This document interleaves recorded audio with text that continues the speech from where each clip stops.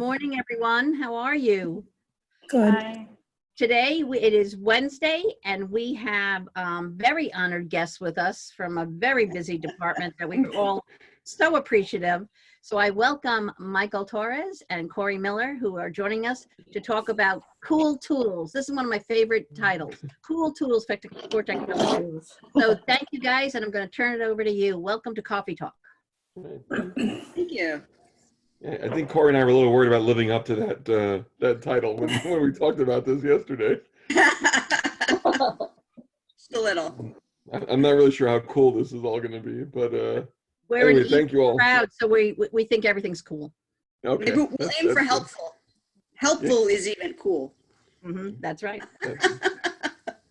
Yeah, so I guess I'll kind of start, and Cori and I will just kind of go back and forth a little, I suppose. We're winging it a little bit, but that's okay. So I hope everybody's doing, okay under the circumstances. I keep telling people I'm okay whenever the spring 2020 version of okay is, but that's kind of where I'm at. So I was just going to talk for, I guess, a couple of minutes about some of the stuff that we have in IT for you to use. I didn't want it to be a kind of a question answer. Hey, what's going on with technology and working from home? I don't want it to be that kind of stuff, but feel free to ask us questions along the way. It's fine. But really, I just wanted to kind of mention a couple things that we had available for people. Most of you may know this, but just in case, and we'll talk things through. One of the things, I know quite a few people have access to their work computers through GoToMyPC or similar, or LogMeIn, which is a similar product. But as we've seen this morning, GoToMyPC is not working. We have no control over that. We're trying very hard. But those kinds of things do happen when you're working remotely. So I think what I just wanted to touch on is the tools that you have available to you outside of connecting to your desktop computer. And just give you a feel for kind of what's available out there. So I'm going to try to share my screen. Hopefully that will work. Let's give it a shot here.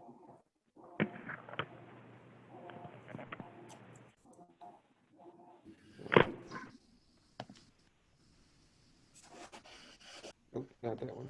Bear with me. Can I ask everybody just to mute themselves? There's some background noise.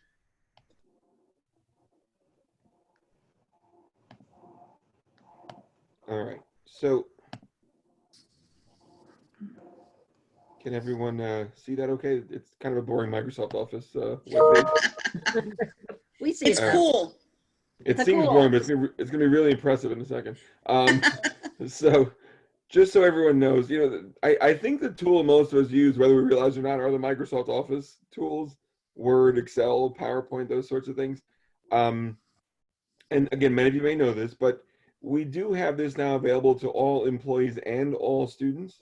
So when I say available to you, what I'm really saying is, if you go to office.com, and I'll run through it here real quick, you can have access to either the web version or you can download a version to your computer of all of those typical tools. So Word, Excel, PowerPoint, you can download them up to 5 times on 5 different devices at once in your house. And again, students have the same access now. This is a really critical thing, especially for students, to give them that access. And we just did that when this whole pandemic thing kind of started. But it kind of changed things for the students in a way I think was really helpful to them. There's a lot of work on the IT end, but it was really helpful to the students. But I wanted to remind employees that we have the same tools. So if you were to go to office.com, as I've done here, and I'm not going to log in as me, but I have a different username. I ask you to mute yourselves if you're not muted. Mike, did we lose you? Nope, I'm here. He's here. Okay. All right. So I've chosen my name here. If you don't have one that's here, that's fine. You can pick one there. But if you were to go and put in your information, what you should be able to see, hopefully pretty quickly, if you put in the right password,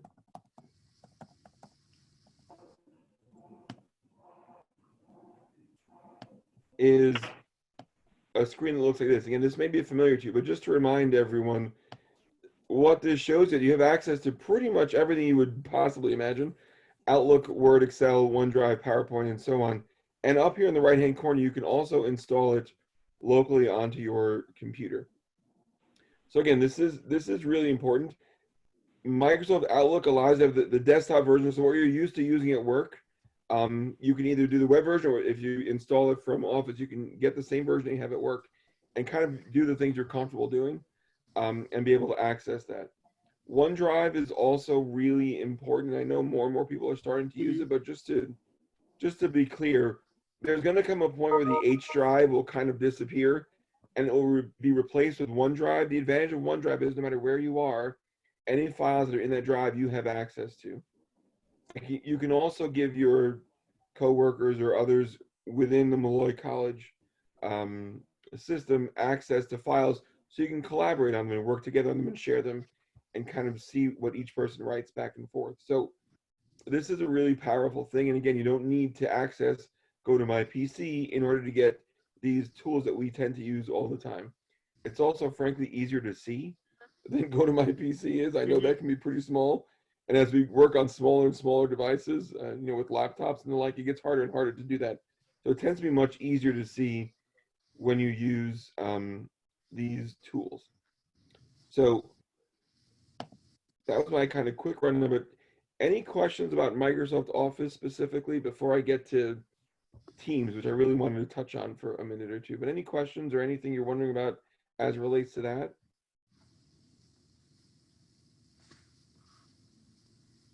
Everybody's able to unmute themselves if they need to, or you can just put it in chat and I can read it off. So one of the things Cori and I have been talking about, and Tim, is utilizing some sort of online platform, probably LinkedIn Learning, as kind of a way to give people an opportunity to learn how to use some of these products so that you can, in more of a self-paced sort of way, learn Excel and Word in particular. So we're working on getting the access for that. We were working on that regardless of whether or not we had to work from home or not. It was going to be something we were thinking about. Look, I admit that for some people, doing the online learning is not always the ideal thing. But I think LinkedIn Learning in particular has done a really good job of creating classes, for lack of a better way to put it, that actually work for different types of learners and different people. So I think it could really be helpful, especially in the situation that we're in now, where so many of us are not going to be able to be in the office. So we're working on that. We're working on creating pathways of not just random classes, but actually series of courses that we think would be most beneficial to people at the college. So we're going to work on that and hopefully have something for everyone, for all the employees, relatively soon. I know this is a shock, but Cori and Tim have been overwhelmed the past 2 weeks trying to work, especially with faculty who did an amazing job of in a flash shifting from face-to-face learning to online or hybrid. So Cori and Tim are beyond overwhelmed at this point, but hopefully things will slow down just a smidge, and we can kind of go back to working on some of these ideas for staff and administrators. Tim is a bit under the weather, which is why he's not with us today. But Mike and Cori, we have just a couple of questions. Molly Ballerstein shared that LinkedIn Learning has a great Teams tutorial, really helped her team. And then Janine Perrin wants to know, does LinkedIn Learning require a LinkedIn account? So it does. And that's what Michael had mentioned, that we're working on getting a site license for that. But I do believe that anyone that has a New York Public Library card, which some of you may, I believe through the New York Public Library, it is available. So. Yeah, Cori, that's how my team and I all accessed it. Yeah. Okay, thanks, Molly. Okay, good. Yeah, so we are working on the site license, so everyone can have access to that. If you ever have a chance, you can actually take a look. LinkedIn has sort of an online certification you can do. I took the Excel test. It was insanely difficult, and I use Excel all day, every day. So I kind of got a feel for, what the capabilities are, what the possibilities are, even for someone like me who uses it all the time. So there's really a lot out there, and LinkedIn is a really good way to do it. So we're going to get that hopefully set up relatively soon. So Molly kind of gave me a. Good. I'm sorry. I'm sorry, Mike, but I just want to. Question came up. Does anybody know if the NASA libraries have the same kind of access to LinkedIn Learning, or is it just New York City libraries? I don't think the national libraries do. No, I think it's just the public, New York public. Yeah. Okay, thank you. Go ahead. Sorry, Mike. No, it's fine. So Molly kind of gave me a good lead, and I'm going to share my screen a little bit as it relates to Microsoft Teams, just to talk about it. And I know more and more people are using it. I'm just going to share that with you here in a second. So I actually downloaded the desktop version of Teams, but just to quickly kind of explain to people, Cori didn't want to chat with me clearly, but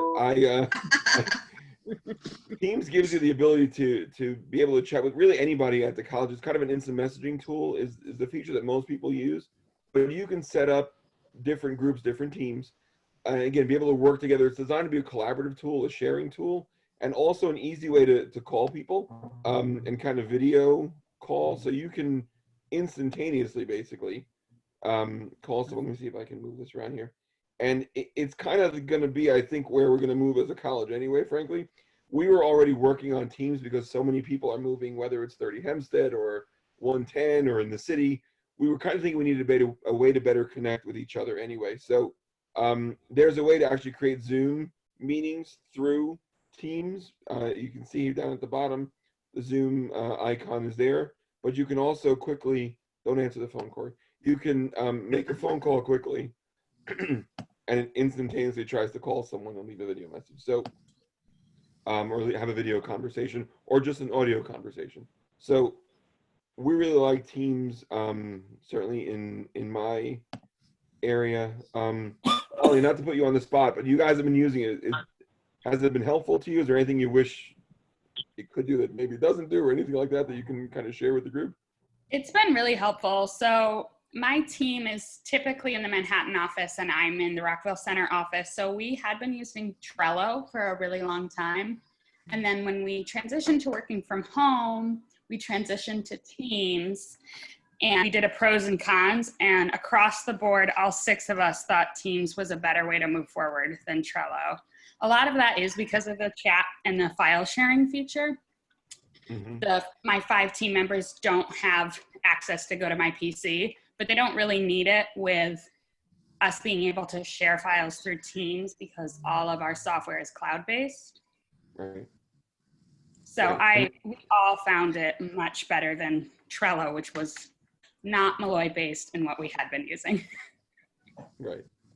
That's good. I'm glad to hear it. One of the things, I went back and looked, if you remember way back, I don't know, I guess it's 6 years ago or so now, Drew had gone on that 2020 tour or whatever it was, and here we are in 2020. But we had put together, me and a group of faculty and administrators and staff, an IT kind of plan for 2020. And one of the 4 features on there was being able to work remotely. Little did we know, and I just remembered this the way I went back and looked, little did we know that we would literally need that in 2020 in a way we couldn't possibly have imagined. But I think we actually did a lot of what we thought we'd be able to do, which is enhance Wi-Fi and those sorts of things. We would move around on campus, but also to be able to have tools like this for people to be able to use. I was thinking if we could work from home occasionally, not all day, every day, but here we are. So I'm glad that that's sort of worked out. So those are the ones I really kind of wanted to highlight. Cori, is there anything else you were kind of thinking we should mention? No, I think you pretty much covered it. I mean, just this is like a little tip. I know sometimes people might forget, how to log on. I think the Molloy portal that was set up is a really nice tool. So I don't know, Michael, if you have screen share, if you wanted to just show portal.molloy.edu. It's just a really great resource for a lot of useful information. It'll bring you to the Log Me In site. It'll bring you to Zoom. It'll bring you to the ADP site. It's just, if you can remember portal.molloy.edu as a website, it's a really nice way to just have everything that you need to log on all right there for you. So hopefully everybody can see it right now. So Cori's right. If you go to portal.molloy.edu, you pretty much can see, you can get access to everything you could want all in one spot. That's kind of the goal. So you have ADP here if you want to look at your pay stubs and your W-2s, those sorts of things. As Cori mentioned, employee email, if you have to go to my PC, this is an easy way to get there. Lines then resetting your password, which is about 60% of the calls that they get in the help desk.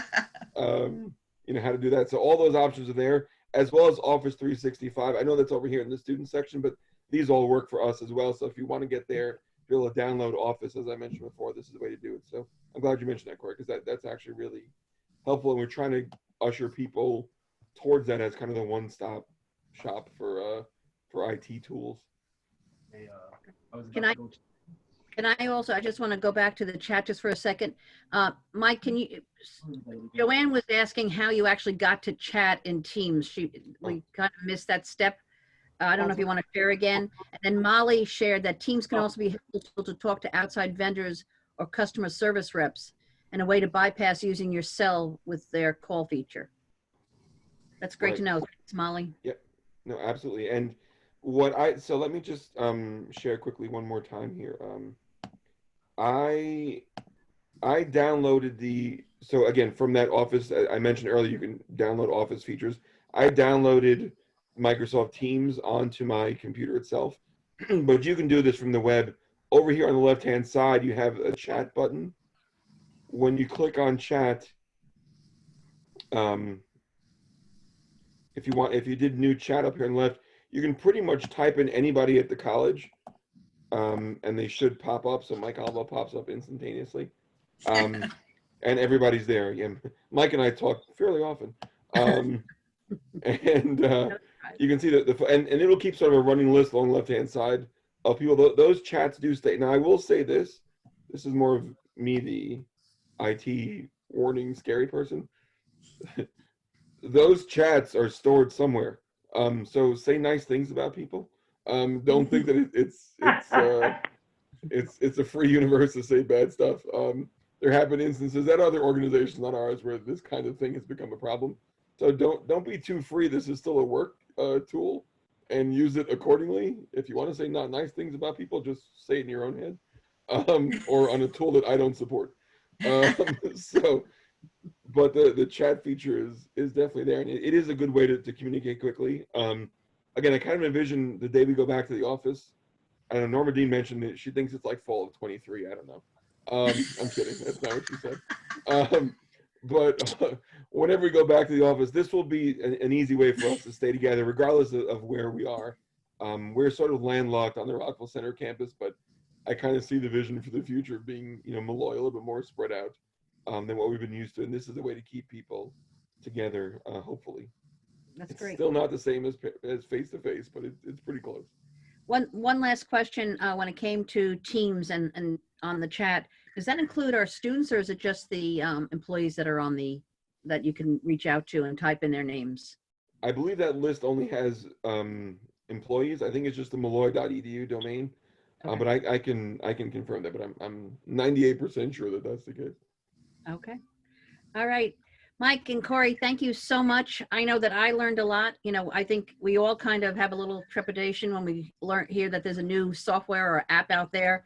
But I do think that Teams is wonderful. Also OneDrive, I think the capabilities there are amazing. And we, as we move toward that, and it gives us some homework over the summer.